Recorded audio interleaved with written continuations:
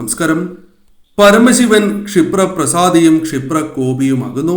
ഇതിനാൽ ഭഗവാൻ എളുപ്പം പ്രസാദിക്കുന്നതുമാണ്. ഭഗവത് പ്രീതിക്കായി മാറ്റി വയ്ക്കപ്പെട്ടിരിക്കുന്ന ദിവസം തന്നെയാണ് പ്രദോഷം. പ്രദോഷം എന്നാൽ സന്ധ്യ എന്നാണ് അർത്ഥം. ഈ സമയം ഉമാമഹേശ്വരന്മാർ പരമശിവൻ വളരെയധികം സന്തോഷത്തിൽ ഇരിക്കുന്ന സമയമാകുന്നു. നാം എപ്രകാരം സന്തോഷത്തിൽ ഇരിക്കുമ്പോൾ പെട്ടെന്ന് മറ്റുള്ളവരിൽ പ്രീതി തോന്നുന്നുവോ അതേപോലെ ഈ സമയം ഭഗവാൻ ഭക്തരോട് പെട്ടെന്ന് തന്നെ ഭഗവാൻ സന്തോഷത്തിൽ ഇരിക്കുന്നതായ ഈ സമയം നാം പ്രാർത്ഥിക്കുകയാണ് എങ്കിൽ പെട്ടെന്ന് തന്നെ ഫലം അഥവാ ഭഗവാൻ പെട്ടെന്ന് തന്നെ നിങ്ങളിൽ പ്രസാദിക്കും എന്ന കാര്യം ഓർക്കുക. അതിനാൽ തന്നെ തീർച്ചയായും നാളെ മിഥുനമാസത്തിലെ ആദ്യ പ്രദോഷ ദിവസം തന്നെ ഇപ്രകാരം ചെയ്ത് ഭഗവാനെ ആരാധിക്കുവാൻ ഏവരും മറക്കാതിരിക്കുക. ഈ പരാമർശിക്കുന്ന കാര്യങ്ങൾ ഏവരും പ്രത്യേകം ചെയ്യുവാൻ ശ്രമിക്കുക. നാളെ നടത്തുന്ന പ്രദോഷ പൂജകളിൽ ഉൾപ്പെടുത്താൻ ആഗ്രഹിക്കുന്നവർ പേരും ജന്മനക്ഷത്രവും കമന്റ് ബോക്സിൽ രേഖപ്പെടുത്തുക. ഏവരും ഭഗവാനെ മനസ്സിൽ ധ്യാനിച്ച് ഓം നമഃശിവായ എന്ന കമന്റ് ബോക്സിൽ രേഖപ്പെടുത്തുവാൻ ശ്രമിക്കുക. ആദ്യം തിഥിയെക്കുറിച്ച് മനസ്സിലാക്കാം. നാളെ ജ്യേഷ്ഠ ശുക്ല ത്രയോദശി നാളാകുന്നു. നാളെ പ്രദോഷതിഥി ജൂൺ 19 രാവിലെ 7:28 തിഥി ആരംഭിക്കുന്നതുമാകുന്നു. ശേഷം ജൂൺ 20 രാവിലെ 7:49 തിഥി അവസാനിക്കുകയും ചെയ്യും. ബുധനാഴ്ച പ്രദോഷം വരുന്നതിനാൽ ബുധപ്രദോഷം എന്ന് പറയുന്നു. പൂജാസമയം ജൂൺ 19 വൈകുന്നേരം 6:28 മുതൽ 8:36 വരെയാകുന്നു. രാത്രി 8:36 വരെയാണ്. ഈ സമയം നാം ചില കാര്യങ്ങൾ ചെയ്യുന്നതിലൂടെ സാക്ഷാൽ പരമശിവന്റെ പ്രീതി ജീവിതത്തിലേക്ക് കടന്നു വരും എന്ന് തന്നെ പറയാം. ജീവിതത്തിൽ അത് നേട്ടങ്ങൾക്ക് വഴിയൊരുക്കുക തന്നെ ചെയ്യും. അതിനായി നാം ഏവരും നാളെ ചെയ്യേണ്ടതായ ചില കാര്യങ്ങളുണ്ട്. അതിരാവിലെ തന്നെ കുളിച്ച് ശുദ്ധിയായതിനു ശേഷം വീട്ടിലെ പൂജാമുറിയിൽ വിളക്ക് തെളിയിക്കേണ്ടതാകുന്നു. നിങ്ങൾ പ്രഥമമായും ചെയ്യേണ്ടത് അതാണ്. പഞ്ചാക്ഷരി മന്ത്രം ഈ സമയം ജപിക്കുക എന്ന കാര്യമാണ് പിന്നീട് ചെയ്യേണ്ടത്. 108 തവണ ജപിക്കുന്നതാണ് ഏറ്റവും ശുഭകരം. സാധിക്കുന്നില്ല എങ്കിൽ 21 തവണയോ അല്ലെങ്കിൽ 11 തവണയോ ജപിക്കുവാൻ മറക്കാതിരിക്കുക. ശിവ പഞ്ചാക്ഷരി സ്തോത്രവും ഈ സമയം ജപിക്കുന്നത് ഏറ്റവും ശുഭകരമാണ്. സാധിക്കുന്ന ഏവരും ഈ 2 മന്ത്രവും നാളെ ജപിക്കുന്നത് സർവ ഐശ്വര്യപ്രദമാണ്. അതിനാൽ ഈ മന്ത്രം ജപിക്കുവാനുള്ള സമയം കണ്ടെത്തുവാൻ ശ്രമിക്കുക. ശിവ സഹസ്രനാമവും ശിവാഷ്ടകവും ജപിച്ചുകൊണ്ട് നാളത്തെ ദിവസം ഭഗവത് ഭജന അനുഷ്ഠിക്കുവാൻ സാധിക്കുന്നുണ്ട് എങ്കിൽ അത് ഏറ്റവും വിശേഷമായാണ് കരുതുന്നത്. നിങ്ങളുടെ ജീവിതത്തിലെ ദുഃഖങ്ങളും ദുരിതങ്ങളും ഒഴിഞ്ഞ് അത് നിങ്ങൾക്ക് ഐശ്വര്യം പ്രദാനം ചെയ്യും എന്ന കാര്യവും ഈ സമയം ഓർക്കുക. അതിനാൽ സാധിക്കുന്ന ഏവരും അപ്രകാരം ചെയ്യുവാൻ ശ്രമിക്കേണ്ടതാകുന്നു. ഇനി ക്ഷേത്രവുമായി ബന്ധപ്പെട്ട് ചില കാര്യങ്ങൾ പരാമർശിക്കേണ്ടതായിട്ടുണ്ട്.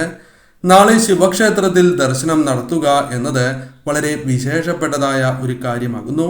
രാവിലെയും വൈകുന്നേരവും ദർശനം നടത്തുന്നത് ഏറ്റവും ശുഭകരമായ ഒരു കാര്യമാകുന്നു. സാധിക്കുന്ന ഏവരും അപ്രകാരം ദർശനം നടത്തുവാൻ ശ്രമിക്കുക. 2 നേരം സാധിക്കാത്തവരാണ് എങ്കിൽ 1 നേരമെങ്കിലും പ്രത്യേകിച്ചും ദീപാരാധന നാളെ തൊഴുന്നത് ഏറ്റവും ശുഭകരമാണ്. സാധിക്കുന്ന ഏവരും അപ്രകാരം ദർശനം നടത്തുവാൻ ശ്രമിക്കുക. നാളെ വൈകുന്നേരം 6:36 ശേഷം ദർശനം നടത്തി എന്താഗ്രഹം പ്രാർത്ഥിച്ചാലും ഉമാമഹേശ്വര കടാക്ഷത്താൽ പോലും പെട്ടെന്ന് ആ കാര്യം നടക്കും എന്നാണ് വിശ്വാസം. അതിനാൽ ശുദ്ധിയോടെ തന്നെ 6:36 ശേഷം ശിവക്ഷേത്ര ദർശനം നടത്തുവാൻ ഏവരും ശ്രദ്ധിക്കുക. ഇനി അഥവാ നിങ്ങൾക്ക് പോകുവാൻ സാധിക്കുന്നില്ല എങ്കിൽ വിദേശത്തോ മറ്റോ ആണ് എങ്കിൽ ഈ സമയം നിങ്ങൾ വിളക്ക് തെളിയിച്ച് പ്രാർത്ഥിക്കുന്നത് സർവ്വ ഐശ്വര്യപ്രദമാകുന്നു. പ്രത്യേകിച്ചും നാളെ നെയ്വിളക്ക് തെളിയിക്കുന്നതും സർവ്വ ഐശ്വര്യപ്രദം തന്നെയാണ്. പഞ്ചാക്ഷരി ജപത്തോടെ ശിവക്ഷേത്ര ദർശനം നടത്തുന്നത് ഏറ്റവും ശുഭകരമാണ്. അതായത് ഓം നമഃശിവായ എന്ന മന്ത്രം ഉരുവിട്ടുകൊണ്ട് നാളെ ഭഗവാനെ നിങ്ങൾ തൊഴുന്നത് ശിവക്ഷേത്ര ദർശനം നടത്തുന്നത് ശുഭകരമായി മാറും. കൂടാതെ നാളെ ചില വഴിപാടുകൾ നടത്തുന്നതും നിങ്ങളുടെ ജീവിതത്തിൽ ഉയർച്ചയ്ക്ക് സഹായകരമായി തീരും. അതിൽ ആദ്യത്തെ വഴിപാട് കൂവളമാലയാകുന്നു. കൂടാതെ എണ്ണ സമർപ്പണം നടത്തുന്നതും ശുഭകരമാകുന്നു. ജലധാര നടത്തുകയും ഒപ്പം പിൻവിളക്ക് തെളിയിക്കുന്നതും ഏറ്റവും ശുഭകരം തന്നെയാകുന്നു. നാളെ പ്രദോഷ ദിവസമായതിനാൽ ഇരട്ടി ഫലം നിങ്ങളുടെ ജീവിതത്തിലേക്ക് കടന്നു വരും എന്ന കാര്യം ഓർക്കുക. ഈ വഴിപാടുകൾ എല്ലാം നടത്തുവാൻ സാധിക്കുന്നില്ല എങ്കിൽ നിങ്ങൾക്ക് സാധിക്കുന്നതായ വഴിപാടുകൾ നടത്തുക. ഇനി അഥവാ ഒന്നിനും സാധിക്കുന്നില്ല എങ്കിൽ തലയ്ക്കുഴിഞ്ഞ് ഒരു നാണയത്തൊട്ട് ഭണ്ഡാരത്തിൽ സമർപ്പിക്കുകയോ നടക്കൽ വയ്ക്കുന്നതും ശുഭകരം തന്നെയാകുന്നു. വ്രതം എടുക്കുവാൻ സാധിക്കാത്തവരാണ് എങ്കിൽ ക്ഷേത്രത്തിൽ നിന്നും നാളെ നേദ്യച്ചോറ് കഴിക്കുന്നത് അഥവാ സേവിക്കുന്നത് ഏറ്റവും ശുഭകരമാകുന്നു. സാധിക്കുന്ന ഏവരും ആ കാര്യവും ചെയ്യുക. നാളെ നന്ദികേശനെ പ്രത്യേകിച്ചും വഴിപാട് നടത്തുന്നത് ശിവപ്രീതി വന്നു ചേരുന്നതിന് സഹായകരമാണ്. ഒരു പിടി കറുക, ഒരു പിടി അരി, ഒരു പിടി ശർക്കര എന്നിവ സമർപ്പിച്ച് നെയ്വിളക്ക് നാളെ തെളിയിക്കുക അഥവാ കൊളുത്തുക. ശനിപ്രീതി ജീവിതത്തിൽ വന്നു ചേരും. ഭാഗ്യവും നിങ്ങളുടെ ജീവിതത്തിലേക്ക് വന്നു ചേരും. അതിനാൽ നന്ദിക്ക് ഈ വഴിപാട് നടത്തുവാൻ നിങ്ങൾ പ്രത്യേകം ശ്രദ്ധിക്കുക.